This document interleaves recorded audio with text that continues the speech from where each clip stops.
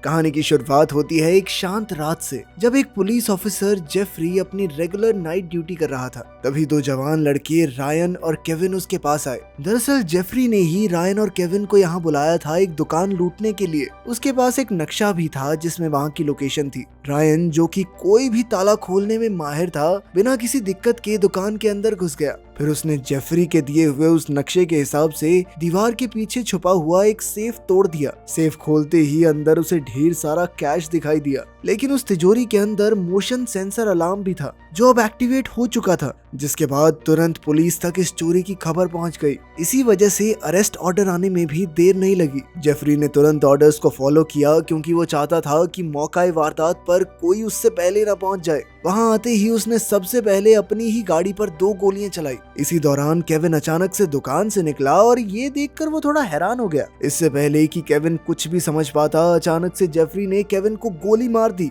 इसके बाद जेफरी ने जिस बंदूक से अपनी गाड़ी पर गोलियां चलाई थी वो उसने केविन के पास रख दी और उस पर केविन के फिंगरप्रिंट भी ले लिए, ताकि ये साबित हो जाए कि जेफरी ने अपने बचाव में गोली चलाई थी और उसका मकसद केविन को मारने का नहीं था। रायन जैसे ही बाहर आया तो वो बहुत गुस्से में था और वो उस पुलिस वाले जेफरी को गालियां देने लगा, लेकिन जेफरी ने उसे बंदूक के दम पर दीवार से चिपका दिया और धमकी दी कि अगर कुछ भी बकवास की ना तो तेरी बीवी और बच्चे को मार दूंगा, समझा। अपने परिवार को खोने के डर से रायन चुप हो गया और अपने परिवार की सुरक्षा के लिए उसने सारे आरोप अपने ऊपर ले लिए। 10 साल बीत गए। रायन ने अपनी जेल की सारी सजा काट ली थी। जेल से निकलते ही उसका पुराना दोस्त फ्रैंक बाहर उसका इंतजार कर रहा था। फ्रैंक ने रायन की हिम्मत बढ़ाने के लिए कुछ बातें कही और फिर रायन को फिर से ताले तोड़ने की अपनी सुपर पावर का इस्तेमाल करने का ऑफर दिया। रायन थोड़ा झिझक रहा था क्योंकि जेल जाने की वजह से उसका लॉकस्मिथ का लाइसेंस रद्द हो गया था, लेकिन फ्रैंक ने उसके लिए पूरी दुकान एकदम रेडी कर रखी थी, उसकी दुकान से लेकर गाड़ी तक। और रायन ने झिझकते हुए काम शुरू कर दिया।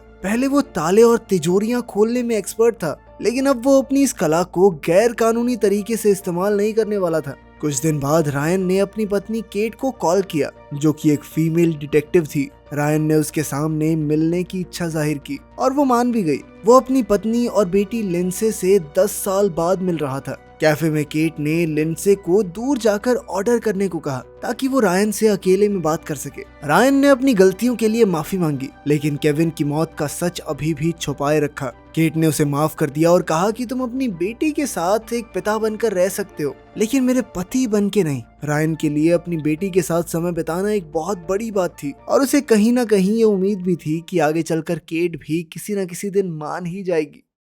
अगली सुबह फ्रैंक ने रायन को जगाया और काम पर जाने को कहा। रायन ने एक शानदार घर का ताला रिपेयर किया। वहाँ घर का मालिक गैरेट उससे मिला और बताया कि उसकी एक वर्कर अप्रैल ने उसे रायन के हुनर के बारे में बताया था। गैरेट ने रायन को एक इलीगल काम में इन्वॉल्व होने का ऑफर दिया, लेकिन रायन ने तुरंत ही मना कर दिया। काम से जब वो वापस वर्कशॉप पे लौटा तो उसने देखा कि वहाँ अप्रैल खुद उससे मिलने के लिए बैठी हुई थी। दरअसल अप्रैल केविन की बहन थी। अप्रैल ने उसे अपनी जिंदगी की परेशानियों के बारे में बताया। उसके पास पैसों की इतनी तंगी चल रही थी कि पैसे कमाने के लिए उसने क्या कुछ नहीं किया। उसे अब इस काली जिंदगी से बाहर निकलने के लिए एक बड़ी रकम की जरूरत थी। रायन अप्रैल की मदद करने को पूरी तरह तैयार था, लेकिन उसने साफ कह दिया कि मैं किसी भी तरह का गैर कानूनी काम नहीं करूंगा। अप्रैल को यह सुनकर गुस्सा आया कि मेरे भाई को तो मरवा दिया तूने, अब ज्यादा सुधरने का नाटक कर रहा है। उधर फ्रैंक ने ये सब कुछ सुन लिया था। उसने रायन को सलाह दी कि वो अप्रैल की बातों में ना आए। उसने कहा कि अगर इसके भाई की मौत के लिए तो खुद को कसूरवार भी मानता है तो पैसे देने के और भी रास्ते हैं। चाहे उसे केविन की मौत का कितना भी दुख क्यों ना हो, वो गलत रास्ते पर नहीं चल सकता।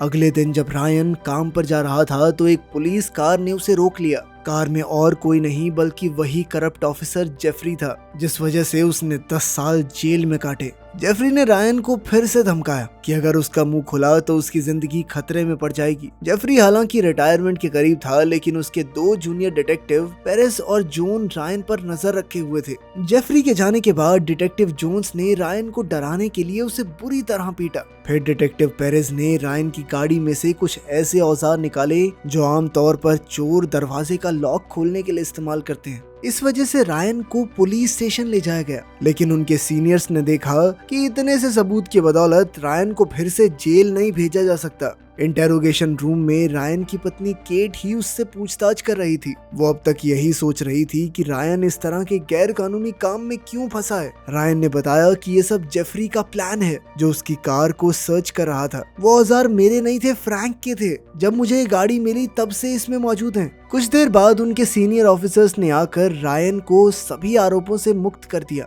लेकिन उसे ये बात समझाई गई कि बिना लाइसेंस के लॉकस्मिथ का काम करना बिल्कुल इलीगल है। रायन को कहा गया कि अपना लाइसेंस रिन्यू करने के बाद ही काम शुरू करे। वहीं पुलिस स्टेशन में जेफरी की रिटायरमेंट पार्टी चल रही थी और उसने केट को अपने ऑफिस बुलाया, उसे एक ग्लास वाइन दी और कहा कि केट को डिपार्टमेंट हेड बनना चाहिए। जेफरी चाहता था कि केट बाकी दो जूनियर्स की तरह रायन पर नजर रखे, ताकि रायन को सच सामने लाने से रोका जा सके। दूसरी ओर रायन अपनी ताले खोलने की स्किल्स को प्रैक्टिस कर रहा था और ये साफ था कि वो अब भी इसमें माहिर है। तभी उसे केट का कॉल आया। केट ने उसे अपनी बेटी लिंडसे को स्कूल से वापस लाने को कहा, क्योंकि उसे एक जरूरी जगह जाना था। रायन अपनी बेटी से मिलने के लिए बहुत उत्सुक था, इसीलिए वो बिना देरी किए स्कूल पहुंच गया। उसने लिंडसे को वहां से पिक किया और फिर उसके साथ पार्क में बैठकर लंच किया। बातों बातों में लिंडसे ने रायन से उसके काम के बारे में पूछा और कहा कि वो एक बार उसे कोई लॉक खोल के दिखाए। उसकी बेटी ने शायद पहली बार उससे कुछ मांगा था। रायन उसे अपनी वर्कशॉप ले गया और ताले खोलने की कुछ ट्रिक्स दिखाई। हैरानी की बात ये थी कि लिंडसे पहली ही बार में ताला खोलने में कामयाब हो गई। शाम को रायन ने लिंडसे को पार्टी में छोड़ा, जहां केट भी थी। वो पार्टी दरअसल जेफरी की रिटायरमेंट पार्टी थी, जहां केट ने उसे बताया कि अब वो डिपार्टमेंट हेड बन गई है। थोड़ी देर बाद जेफरी आया और रायन को फिर से धमकाने लग गया। रायन ने पलटकर कुछ कहा नहीं, अपनी कार का दरवाजा बंद किया और वहां से निकल गया। वर्कशॉप वापस आने पर अप्रैल वहां उसका इंतजार कर रही थी। मौका मिलते ही वो फिर से अपनी परेशानियों का पिटारा खोल के बैठ गई। दरअसल उसका बॉस जैरेट एक अमीर रियल एस्टेट बिल्डर था, जो उसे अपने बिजनेस के लिए कुछ भी करने को मजबूर करता था। अप्रैल ने रायन को अपने निशान दिखाए, जो कि एक गुस्सैल कस्टमर ने उसे दिए थे। वो तो भाग भी नहीं सकती थी, क्योंकि अगर डील खराब हुई तो उसे फिर किसी खतरनाक आदमी के पास भेज दिया जाएगा। उसे बहुत सारे पैसे चाहिए थे अपनी जिंदगी बदलने के लिए। रायन को अप्रैल की परेशानियां देखकर बहुत दुख हुआ और आखिरकार वो उसकी मदद करने के लिए राजी हो गया। अगले दिन अप्रैल ने रायन को जैरेट के उस घर की लोकेशन बताई जहां कल रात को पार्टी होगी। रायन को बस जैरेट के ऑफिस में घुसकर पैसे निकालने थे। पुलिस स्टेशन में केट, जो कि अब डिपार्टमेंट हेड बन चुकी थी, एस्कॉर्ट्स के केस की फाइल देख रही थी, जिसे सही तरीके से हैंडल नहीं किया गया था। उसने हिसाब लगाया कि जेफरी ने जानबूझकर इस केस को दबाए रखा था। शाम को जैरेट की पार्टी शुरू हुई। खास मेहमानों में बिजनेसमैन, सरकारी अफसर और कुछ पुलिस वाले भी मौजूद थे। रायन मास्क पहनकर छुपते छुपाते अंदर पहुंच गया। अप्रैल ने भी रायन को देख लिया था, इसलिए सबका ध्यान भटकाने के लिए वो जानबूझकर एक वेटर से टकरा गई। सबका ध्यान अप्रैल की तरफ चला गया और रायन ऑफिस की ओर बढ़ गया, लेकिन जेफरी भी इस पार्टी में मौजूद था और उसकी नजर रायन पर पड़ चुकी थी। रायन को ऑफिस में एक बैग मिला जिसमें बहुत सारे पैसे थे। यहाँ तो उसे तिजोरी तोड़ने की जरूरत भी नहीं थी, लेकिन काम इतना आसान नहीं था, क्योंकि वहाँ जेफरी पहले ही पहुंच चुका था। एक दूसरे को देखते ही उन दोनों के बीच हाथापाई शुरू हो गई और मौका मिलते ही रायन ने उसकी बंदूक छीन ली, लेकिन वो गोली चला नहीं सकता था, क्योंकि आवाज सुनते ही पार्टी में मौजूद बाकी पुलिस वाले आ जाएंगे। इस वक्त जेफरी को मारने का मतलब था जेल वापस जाना। रायन बैग लेकर वहां से भाग गया, लेकिन कुछ गार्ड्स ने उसे रोक लिया, जिसके बाद रायन अप्रैल के सर पर बंदूक रखकर पार्टी से निकल गया। जब वो दरवाजे तक पहुंचा तो उसने अप्रैल को आगे धकेल दिया और खुद दीवार के ऊपर से कूद गया। प्लान कामयाब हुआ और रायन बच निकला। अब जैरेट को जेफरी पर बहुत गुस्सा आ रहा था, क्योंकि उसे पार्टी में सिक्योरिटी देखने के लिए बुलाया गया था, लेकिन फिर भी वो चोरी को रोक नहीं पाया। जेफरी ने ठान लिया कि वो चोर को ढूंढकर सारे पैसे वापस लाकर रहेगा। वर्कशॉप में रायन ने सारा पैसा फ्रैंक की तिजोरी में छुपा दिया। उसने अप्रैल को फोन किया, पर उसने फोन नहीं उठाया। अब रायन को अप्रैल की चिंता हो रही थी, तो उसने सोचा कि उसके घर जाकर चेक कर लेता हूँ। लेकिन अप्रैल के घर में सब कुछ बिखरा हुआ, टूटा फूटा पड़ा था और साथ ही अप्रैल भी गायब थी। रायन को लग रहा था कि किसी ने उसे किडनैप कर लिया है। उधर केट के घर तानिया नाम की एक औरत आई, जो अप्रैल के साथ काम करती थी। उसने एक पेन ड्राइव दी जिसमें जैरेट के गुनाहों के सबूत थे, कुछ ऐसी फोटोज वीडियोस जिनसे ये साबित होता था कि जेफरी, पेरेज और जोन्स ये तीनों भी इसमें शामिल थे। फ्रैंक अपनी तिजोरी में मौजूद सारा पैसा देख चुका था, इसीलिए जैसे ही रायन वापस आया तो फ्रैंक बहुत गुस्से में था। रायन ने उसे समझाने की कोशिश की कि मेरे पास कोई और रास्ता नहीं था, क्योंकि वो अप्रैल का दर्द बर्दाश्त नहीं कर पा रहा था। वो अपने आप को उसका गुनहगार मानता था कि मेरी वजह से ही इसका भाई मारा गया, तभी ये आज इस हालत में है। फ्रैंक ने उसे अप्रैल की जिंदगी में दखलंदाजी करने से मना किया और कहा कि उसे केट को सच्चाई बता देनी चाहिए, लेकिन रायन ने ऐसा करने से मना कर दिया। उसे डर था कि जेफरी उसकी पत्नी और बेटी को नुकसान पहुंचा सकता है। जिस पुलिस स्टेशन में वो काम करती है वहां भी जेफरी के लोग मौजूद हैं। थोड़ी देर बाद जब रायन बैग में पैसे भर रहा था तो उसके पास केट आ गई। रायन ने जल्दी से बैग छुपा दिया। केट रायन से अप्रैल की सच्चाई जानने आई थी और वो ये भी जानना चाहती थी कि आखिर 10 साल पहले हुआ क्या था, रायन जेल क्यों गया। रायन सच बताना चाहता था, लेकिन ऐन मौके पर वो रुक गया और उसने फिर से सारी जिम्मेदारी अपने ऊपर ले ली। उसने अप्रैल के बारे में भी कुछ खास नहीं बताया। उधर ऑफिस में केट ने सारे सबूत एक एनवेलप में जमा करके अपने सीनियर्स को दे दिए, लेकिन उन्होंने हिसाब लगाया कि इतना काफी नहीं होगा। अगर वो इन करप्ट पुलिस वालों को सजा दिलाना चाहते हैं तो एक गवाह की जरूरत पड़ेगी, क्योंकि टिमी खुद एक एस्कॉर्ट थी, इसलिए कोर्ट में कोई उस पर विश्वास नहीं करेगा। इसलिए केट को कुछ भी करके एक गवाह ढूंढना होगा। उसी रात रायन फिर से जैरेट के घर गया। वो गार्ड से छुपते छुपाते अंदर पहुंच गया। रायन ने जैरेट को ऑफर दिया कि अगर जैरेट अप्रैल को छोड़ देगा तो रायन उसे चोरी किया हुआ पूरा पैसा वापस लौटा देगा। जैरेट ने साफ इनकार कर दिया कि मुझे नहीं पता अप्रैल कहाँ है, लेकिन रायन को यकीन था कि जैरेट ने ही अप्रैल को छुपा रखा है। उनकी बातें जल्द ही लड़ाई में बदल गई और जैरेट ने अचानक से रायन पर हमला कर दिया। पर रायन भी कोई कच्चा खिलाड़ी नहीं था। उसने जैरेट को बहुत पीटा और उसका सर पानी में डुबोकर उससे पूछने लगा कि बता अप्रैल कहाँ है। आखिरकार जैरेट ने बता ही दिया कि अप्रैल जेफरी के पास है। ये सुनते ही रायन अप्रैल को बचाने निकल पड़ा, लेकिन तभी हम देखते हैं कि जेफरी और अप्रैल तो गाड़ी में ही बैठे हुए थे और वो रायन को वहां से निकलते हुए देख रहे थे। असल में अप्रैल और जेफरी ने मिल के रायन को फंसाने का प्लान बनाया था। अप्रैल का मदद मांगना, अपनी परेशानियां बताना सब कुछ झूठ था, ताकि रायन फिर से चोरी करने को राजी हो जाए। दरअसल वो अपने भाई केविन की मौत का बदला लेना चाहती थी, क्योंकि उसे लगता था कि उसका गुनहगार रायन है, जबकि असलियत में जिसके साथ मिलकर वो काम कर रही थी उसने उसके भाई को मारा था।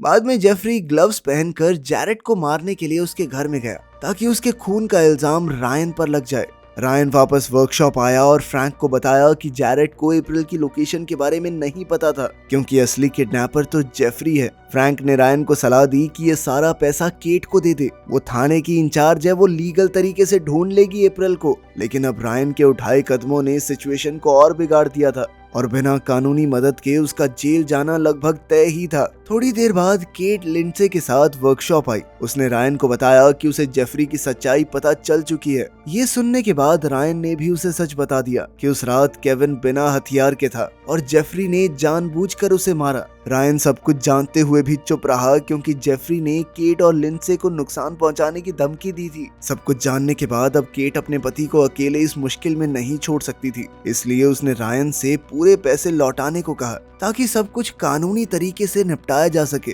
रायन वर्कशॉप में फ्रैंक के साथ ही रहा, क्योंकि उसे लिंडसे का ध्यान रखना था। इसी बीच जेफरी के आदमी डिटेक्टिव पेरेज और जोन्स अपने सीनियर के ऑफिस में घुस गए, जहां उन्हें वो पेन ड्राइव मिली जिसमें उनके खिलाफ सारे सबूत थे। अगर ये सब कुछ कोर्ट पहुंच गया तो उनके लिए बहुत बुरा होने वाला था। दूसरी ओर जेफरी और अप्रैल ने एक होटल में चेक इन किया। तभी जेफरी को जोन्स का कॉल आया। जोन्स ने उसे पूरी सिचुएशन के बारे में बताया कि कैसे उनके खिलाफ बहुत सारे सबूत मौजूद हैं और ये पेन ड्राइव उनके सीनियर्स को केट ने दी थी। ये खबर सुनकर जेफरी गुस्से से पागल हो गया। वो तीनों प्लान बनाने लगे कि केट, रायन और जो भी लोग इस केस में इन्वॉल्व हैं उन सबको मारकर पैसा लेके शहर से भाग जाएंगे। जेफरी के इरादे सुनकर अप्रैल को अपने फैसले पर पछतावा होने लगा। उसे सिर्फ रायन से बदला लेना था, किसी और बेगुनाह की जान नहीं। अब उसने सोच लिया था कि वो इन करप्ट पुलिस वालों का साथ नहीं देगी। उसने जल्दी से रायन को फोन करके बताया कि ये लोग तुम्हें और केट को मारने की बात कर रहे हैं, जल्दी से वहां से निकल जाओ। लेकिन तब तक बहुत देर हो चुकी थी।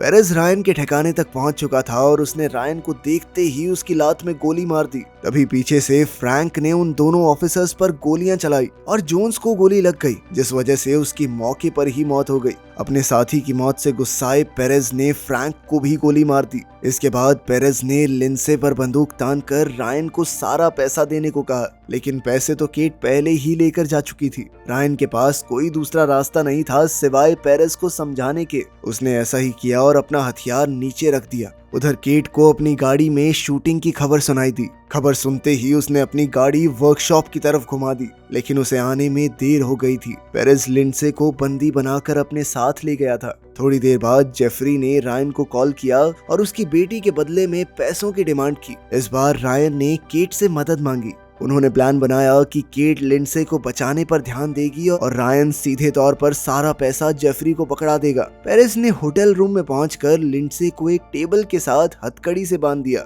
उधर रायन जेफरी से मिला। दोनों बंदूक लेकर आमने सामने खड़े थे। जेफरी ने उसे अपनी बंदूक दिखाते हुए पैसों की डिमांड की। रायन चाहता था कि केट को अपना काम करने के लिए थोड़ा और समय मिल जाए, इसी वजह से वो वहाँ पर थोड़ा टाइम पास करने लगा। उसने कहा कि पहले मैं लिंडसे को देखना चाहता हूँ, लेकिन जेफरी ने इसके लिए मना कर दिया और उसने रायन को अपनी बंदूक दूर फेंकने को कहा। उधर लिंडसे अपनी हथकड़ी खोलने की पूरी कोशिश कर रही थी और अपने पिता के सिखाए हुए तरीकों का इस्तेमाल करके वो आजाद भी हो गई। इसके बाद वो चुपके से दरवाजा खोलकर बाहर निकल आई, लेकिन तभी पेरेज ने उसे देख लिया और उसके पीछे भागा। एन मौके पर केट भी वहां पहुंच गई और उसने मौका मिलते ही पेरेज को गोली मार दी। उसने लिंडसे को गाड़ी में बैठाकर कहा कि मेरे या अपने पापा के अलावा किसी और के लिए दरवाजा मत खोलना। वहीं मीटिंग पॉइंट पर रायन अपनी बंदूक दूर फेंक के सरेंडर कर चुका था। जेफरी सिर्फ पैसे लेकर जाने के मूड में नहीं था, वो रायन को मारने ही वाला था कि तभी अप्रैल वहां आ गई और उसने रायन की फेंकी हुई गन से जेफरी को गोली मार दी। लेकिन अप्रैल के मन में अभी भी रायन के लिए बहुत नफरत थी। वो रायन पर गोली चलाने ही वाली थी कि तभी केट वहां पहुंच गई और उसने अप्रैल को पूरी सच्चाई बताई। अप्रैल को इस बात का गुस्सा था कि अगर उस दिन रायन केविन को चोरी करने के लिए ना बुलाता तो आज उसका भाई जिंदा होता और उनकी जिंदगी कुछ और ही होती। रायन ने भी अपनी इस गलती को माना। केविन उसका भी बहुत अच्छा दोस्त था और उसे बहुत दुख था केविन की मौत का। रायन को इतना पछताते हुए देखकर अप्रैल का दिल पिघल गया और उसने अपनी बंदूक नीचे कर दी। खैर जल्द ही पुलिस वहां पहुंच गई और अप्रैल को पुलिस स्टेशन ले जाया गया। वहीं दूसरी तरफ रायन की हर तरफ वाहवाही हो रही थी क्योंकि उसने करप्ट पुलिस वालों के गुट का पर्दाफाश कर दिया था। अगले दिन केट को उसकी बहादुरी के लिए प्रमोट करके लेफ्टिनेंट बना दिया गया। आखिरकार 10 साल की जुदाई के बाद अब रायन अपने परिवार के साथ खुशी खुशी रहने लगा। वीडियो पसंद आई तो लाइक कर देना, चैनल को सब्सक्राइब कर लेना। मिलते हैं अगली वीडियो में।